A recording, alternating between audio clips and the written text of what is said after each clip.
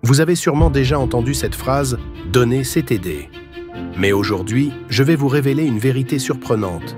Parfois, ne pas aider quelqu'un, c'est en réalité l'aider d'une manière bien plus profonde. Oui, vous avez bien entendu. Dans cette vidéo, je vais vous expliquer pourquoi refuser d'intervenir peut parfois être le plus grand service que l'on puisse rendre à quelqu'un. Alors, restez jusqu'à la fin, car ce que vous allez découvrir pourrait bien changer votre vision de l'entraide. Pour toujours. D'ici la fin de cette vidéo, vous comprendrez pourquoi ne pas aider peut être une preuve d'amour, de sagesse et de véritable soutien. Et si vous trouvez cette réflexion inspirante, n'oubliez pas de vous abonner et de liker cette vidéo pour ne manquer aucune de nos futures leçons de vie. Il est dans notre nature humaine de vouloir aider les autres, surtout ceux qui nous sont chers. C'est une preuve de compassion, de générosité. Mais que se passe-t-il lorsque cette aide devient un obstacle à leur propre croissance? Parfois, offrir une aide immédiate à quelqu'un, c'est l'empêcher d'apprendre par lui-même, de développer la résilience nécessaire pour faire face aux défis futurs. Imaginez un jeune oiseau. Lorsqu'il est temps pour lui de quitter le nid, ses parents ne l'aident pas en le portant sur leur dos pour voler. Au contraire, ils le poussent doucement, parfois même de façon brutale, hors du nid.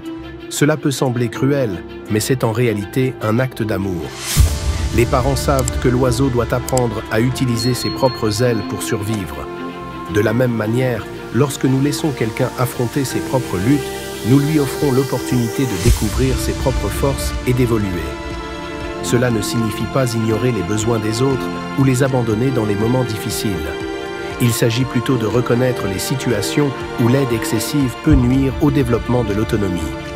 En les laissant prendre leurs propres décisions et résoudre leurs propres problèmes, nous les aidons à renforcer leur confiance en eux-mêmes. Cela peut paraître paradoxal, mais parfois, aimer c'est savoir ne pas intervenir. Prenons l'exemple de Socrate, ce grand philosophe de la Grèce antique. Il ne donnait jamais directement les réponses aux questions de ses disciples. Au lieu de cela, il les guidait à travers un chemin de questionnement, les amenant à réfléchir profondément et à trouver eux-mêmes la vérité. Ce que Socrate comprenait, c'est que le véritable apprentissage vient de l'expérience personnelle et de la réflexion, pas simplement de recevoir des réponses toutes faites. Maintenant, pensez à ces moments dans votre vie où quelqu'un vous a laissé affronter un défi seul. Peut-être que sur le moment, vous vous êtes senti abandonné, mais avec le recul, n'avez-vous pas grandi?